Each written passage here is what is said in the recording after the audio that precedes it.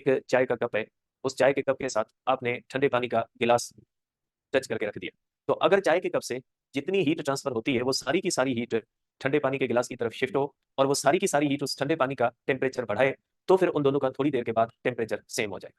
ठीक है, लेकिन अगर ऐसा नहीं होता कि एक बॉडी जितनी हीट ट्रांसफर करती है वो सारी की सारी हीट दूसरी बॉडी के अंदर टेम्परेचर बढ़ाने के लिए अगर इस्तेमाल नहीं होती, तो थर्मल इक्विलिब्रियम नहीं होगा।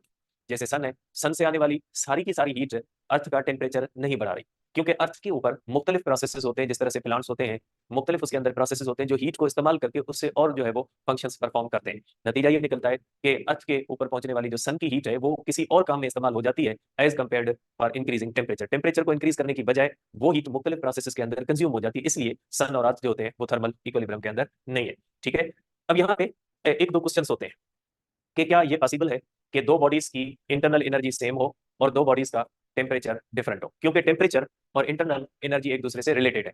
इंटरनल एनर्जी के एक हिस्से इंटरनल काइनेटिक एनर्जी के एवरेज एवरेज काइनेटिक एनर्जी की सेंसेशन टेम्परेचर, कहीं कहीं पे आप पढ़ोगे कि average kinetic energy is called temperature. मेरे हिसाब से ये बात सही नहीं है, क्योंकि एवरेज काइनेटिक एनर्जी अगर टेम्परेचर होती तो टेम्परेचर का यूनिट जो है वो जूल ही होना था।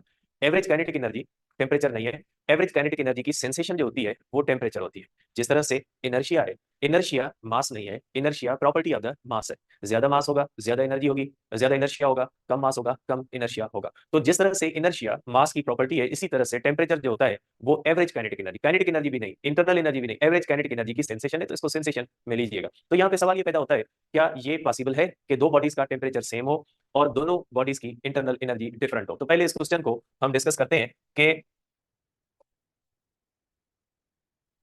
अगर दो बॉडीज है उनका जो है वो temperature temperature same, temperature equal, but internal energy unequal.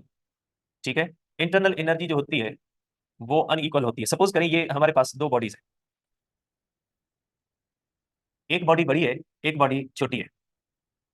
ठीक है, और इस तरह से एक में मॉलिक्यूल्स ज्यादा है और दूसरी बॉडी के अंदर मॉलिक्यूल्स कम है। Internal energy extensive property amount of mass पे डिपेंड करेगी।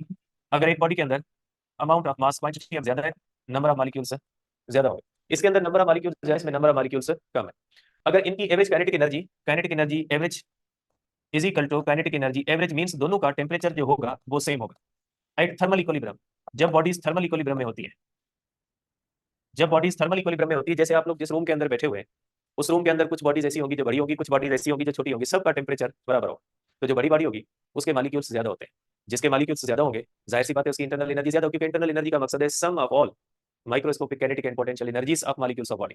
तो अगर एक बॉडी के अंदर 100 मॉलिक्यूल है, दूसरे के अंदर 50 मॉलिक्यूल है, वो सेम रूम के अंदर पड़े, सेम टेम्परेचर है उनका, तो जाहिर सी बात है कि जिस बॉडी के अंदर मॉलिक्यूल्स ज्यादा होंगे उसकी sum of all internal energy, sum of all molecular energy ज्यादा होगा, और जिसकी साइज कम है, जिसके अंदर मैटर कम है, जिसके अंदर मॉलिक्यूल्स कम है, उनकी सम ऑफ ऑल कम होगी। तो ये हो सकता है कि दो बॉडीज का टेम्परेचर तो सेम हो, लेकिन अगर उन दोनों बॉडीज के अंदर नंबर ऑफ मॉलिक्यूल्स और नंबर ऑफ एटम्स डिफरेंट है तो उनके अंदर इंटरनल एनर्जी डिफरेंट होगी। या फॉर एग्जाम्पल अगर 1 किलोग्राम ऑफ वाटर है और 1 किलोग्राम ऑफ ऑक्सीजन है, तो आपको पता है कि वाटर के अंदर पोटेंशियल एनर्जी भी होती है, इंटरनल एनर्जी और काइनेटिक एनर्जी भी होती है, जबकि ऑक्सीजन एज अ गैस उसके अंदर सिर्फ इंटरनल काइनेटिक एनर्जी होगी। तो अगर आप देखोगे, कल मैंने आपको एक चार्ट दिखाया था कि जो सॉलिड होता है उसके अंदर पोटेंशियल एनर्जी भी होती है, इंटरनल एनर्जी वाइब्रेशनल भी होती है, रोटेशनल भी होती है और ट्रांसलेशनल भी होती है, जबकि गैसेस के अंदर सिर्फ ट्रांसलेशनल होती है। तो अगर इक्वल अमाउंट ऑफ वाटर हो और इक्वल अमाउंट ऑफ ऑक्सीजन हो तो वाटर की इंटरनल एनर्जी ज्यादा होगी, टेम्परेचर दोनों का सेम हो सकता है, लेकिन वाटर की इसलिए ज्यादा होगी क्योंकि वाटर के अंदर पोटेंशियल एनर्जी भी है, जबकि ऑक्सीजन के अंदर सिर्फ काइनेटिक एनर्जी होगी। तो इस तरह से हो सकता है डिफरेंट कंडीशंस पे कि दो बॉडीज का अगर टेम्परेचर सेम है, उनकी अमाउंट डिफरेंट है, या दो बॉडीज की नेचर डिफरेंट है, एक चीज सॉलिड की है, एक चीज गैसियस है, एक चीज लिक्विड है, तो उनका टेम्परेचर भले इक्वल हो, उनका अमाउंट भले इक्वल हो, लेकिन उनकी इंटरनल एनर्जीज डिफरेंट होंगी। इसलिए आप ये कह सकते हैं कि डिफरेंट कंडीशंस के अंदर इंटरनल एनर्जीज डिफरेंट हो सकती हैं। अब इसके बाद क्या ये हो सकता है कि इंटरनल एनर्जी जो होती है वो सेम हो लेकिन टेम्परेचर डिफरेंट हो?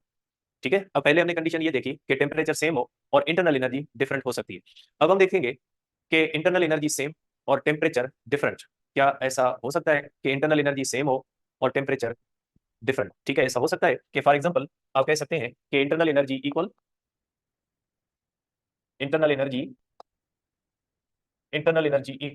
But temperature different, temperature different. For example आप इस तरह से कह सकते हैं कि अगर दो बॉडीज है सेम मटेरियल की है, एक बॉडी बड़ी है और एक बॉडी छोटी है।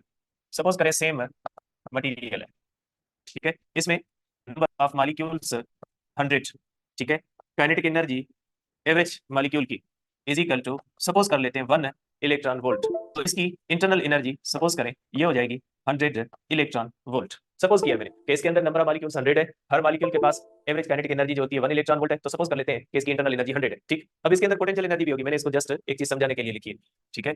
N2 इज इक्वल टू 50, इसके अंदर kinetic energy average is equal to 2 electron volt, internal energy is equal to 100 electron volt.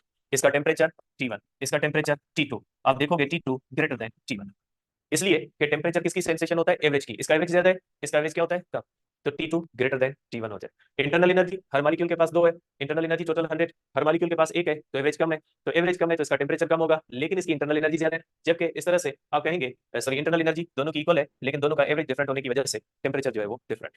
तो दोनों कंडीशन हो सकती है। ऐसा भी हो सकता है कि दो बॉडीज का टेम्परेचर सेम हो और इंटरनल एनर्जी डिफरेंट हो, ऐसा भी हो सकता है दो बॉडीज की इंटरनल एनर्जी सेम हो और टेम्परेचर डिफरेंट हो, तो दोनों कंडीशन हो सकती है।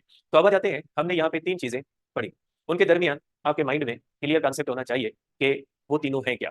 मैं एक बार फिर उस चीज को रिपीट कर देता हूँ कि इंटरनल एनर्जी, ठीक है, हीट एनर्जी और टेम्परेचर, तीनों क्या है, तीनों में किस तरह से आप कॉन्सेप्ट के हिसाब से डिफरेंशिएट करोगे। इंटरनल एनर्जी का मकसद है किसी भी बॉडी के मॉलिक्यूल्स के पास जो एनर्जी होती है। यहाँ पे एक बड़ा क्वेश्चन है कि काइनेटिक मॉलिक्यूलर थ्योरी कहती है कि हर बॉडी के मॉलिक्यूल्स मूव कर रहे होते हैं, किसी भी बॉडी के मॉलिक्यूल रेस्ट में नहीं होंगे। जबकि कैलोरिक थ्योरी कहती थी कि जो कैलोरिक होता है वो सेल्फ रिपल्सिव होता है, कैलोरिक जो होता है उसके अंदर रिपल्शन होती है। तो किसी भी बॉडी के मॉलिक्यूल वाइब्रेट या मूव हमेशा क्यों करते रहते हैं, या कैलोरिक रिपल्सिव क्यों माना जाता था, इसके पीछे कॉन्सेप्ट क्या था। देखिए आपको पता है हर बॉडी के मॉलिक्यूल्स मास के होते हैं और मास की वजह से मॉलिक्यूल्स के दरमियान होती है ग्रेविटेशनल फोर्सेस। तो कैलोरिक को रिपल्सिव इसलिए कहा जाता था कि अगर कैलोरिक को रिपल्सिव नहीं माना जाता तो मॉलिक्यूल्स के दरमियान जो ग्रेविटी है वो मॉलिक्यूल्स को अट्रैक्ट करके एक सिंगल डॉट में कन्वर्ट कर देती। लेकिन आम तरह से कोई भी बॉडी सिंगल डॉट में कन्वर्ट नहीं होती, क्योंकि उनके दरमियान ग्रेविटेशनल फोर्सेस जो होती है ना, मॉलिक्यूल को अट्रैक्ट करके उसको एक सिंगल डॉट की सूरत में किसी भी बॉडी को कन्वर्ट करने के लिए सफिशिएंट है ग्रेविटेशनल फोर्सेस बिटवीन मॉलिक्यूल्स। तो बॉडीज तो ऐसे नहीं करती, इसलिए कहा जाता था कि एक्चुअली जो कैलोरिक है वो रिपल्सिव है, ग्रेविटी उनको डॉट में कन्वर्ट करने की कोशिश करती है, लेकिन कैलोरिक मॉलिक्यूल को रिपेल करके खड़ा है, वो बॉडीज को इस तरह से कोलिप्स होने नहीं देता। और यही चीज मॉलिक्यूलर थ्योरी किस तरह से कहती है कि मॉलिक्यूल्स वाइब्रेट करते हैं। अगर मॉलिक्यूल वाइब्रेट न करते और मॉलिक्यूल रेस्ट में होते तो ग्रेविटेशनल फोर्स जो होगी बॉडीज को कोलिप्स करवा देती, किसी भी बॉडी की साइज को वो श्रिंक कर देती, बॉडीज की साइज श्रिंक हो जाती due to the gravitational pull between molecules. लेकिन मॉलिक्यूल वाइब्रेट कर रहे हैं ना, वो जो उनकी मूवमेंट्स होती है ना वो उनको कोलिप्स से बचा रही है। अगर मॉलिक्यूल्स मूव करना छोड़ देंगे, जैसे 0 केल्विन पे मॉलिक्यूल मूव करना छोड़ देंगे, बॉडीज कोलिप्स कर जाएंगी। इसलिए हम कहते हैं 0 केल्विन नहीं हो सकता, क्योंकि अगर किसी बॉडी का टेम्परेचर 0 केल्विन हो गया, उस बॉडी के मॉलिक्यूलर मूवमेंट्स स्टॉप हो जाएंगे। मॉलिक्यूलर मूवमेंट्स स्टॉप हुई तो ग्रेविटेशनल फोर्सेस जो इंटरमॉलिक्यूलर ग्रेविटेशनल फोर्सेस है ना, वो सफिशिएंट है कि बॉडीज को अट्रैक्ट करके श्रिंक कर दे। इसलिए नेचुरल सिस्टम को इक्वलिब्रियम रखने के लिए मॉलिक्यूलर मूवमेंट्स होती हैं जो इसको श्रिंक होने से बचाती है। तो आप कहेंगे कि इंटरनल एनर्जी का मकसद होता है वो एनर्जी जो मॉलिक्यूल्स के अंदर होती है, उसको इंटरनल एनर्जी कहा जाता है। और वो हमारी पास होती है मॉलिक्यूलर मूवमेंट्स की वजह से, मॉलिक्यूलर वाइब्रेशंस की वजह से, मॉलिक्यूलर रोटेशंस की वजह से, मॉलिक्यूलर ट्रांसलेशनल मोशन की वजह से और मॉलिक्यूलर अट्रैक्शंस की वजह से। ये जो एनर्जी होती है इसको इंटरनल एनर्जी कहा जाता है। इंटरनल एनर्जी स्टेट फंक्शन है और वो हर बॉडी के अंदर मौजूद रहती है। अब ये जो इंटरनल एनर्जी ट्रांसफर होती है from hot body to the cold body due to the difference of temperature, not due to the difference of internal energy, तो वो जो ट्रांसफर होती हुई एनर्जी है उसको हीट एनर्जी कहते हैं। और उस इंटरनल एनर्जी के एक हिस्से काइनेटिक एनर्जी की जो सेंसेशन होती है वो टेंपरेचर में होती है। Temperature is sensation of average kinetic energy of molecules of body. ठीक है, कल डिस्कस करते हैं इंशाल्लाह मेजरमेंट ऑफ टेंपरेचर के बारे में।